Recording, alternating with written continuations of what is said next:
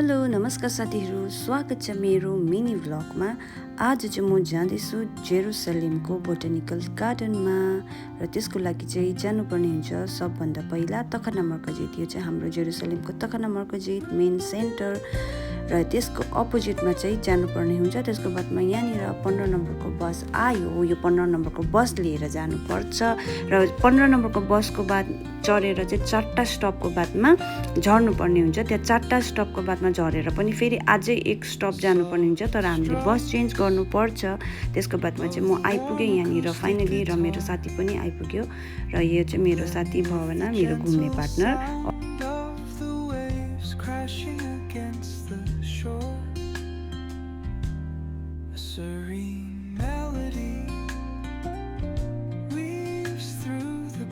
तखना भनेको चाहिँ बस स्टप हो साथीहरू, कसलाई थाहा छैन।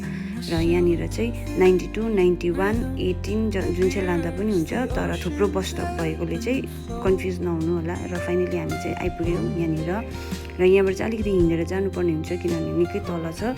यो माथिको पनि तखना हो, यहाँनिर 91, 92 यसको तल्लोपट्टि हो, कन्फ्युज नहुनु होला, थुप्रो छ तखना। र फाइनली हामी बोटानिकल गार्डनको बाहिर इन्ट्रेन्समा आइपुग्यो।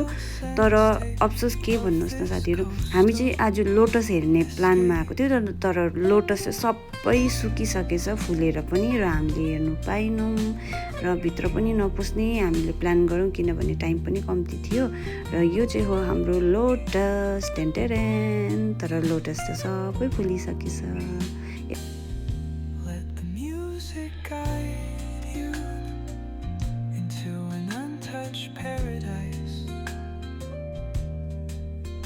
Where stress dissolves like footprints in the sand.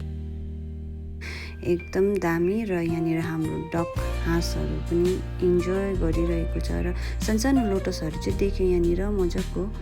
यहाँनिर मैले येल्लो कलरको लोटस पनि देखेको थिएँ, जुम गरेको थिएँ तर त्यति आएन रहेछ। र यति नै थियो हाम्रो लोटसको टुर साथीहरू। र त्यसको बाद हामी थाक्यौँ र कफी खाने भनेर रेस्टुरेन्टमा पस्यौँ।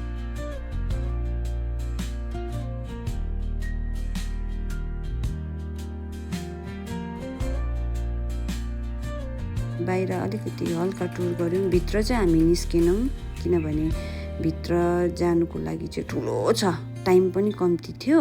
र नेक्स्ट भिडियोमा आउँला, नेक्स्ट सिजनमा है फुल फुलेको टाइममा चाहिँ आउँछु भनेर प्लान गरेको छु। र यहाँ पनि घुमेर हामी हल्का रिल्स बनाएर हामी लाग्यौँ घरतर्फ। बाई बाई साथीहरू, see you in next blog and next season. Bye bye, take care.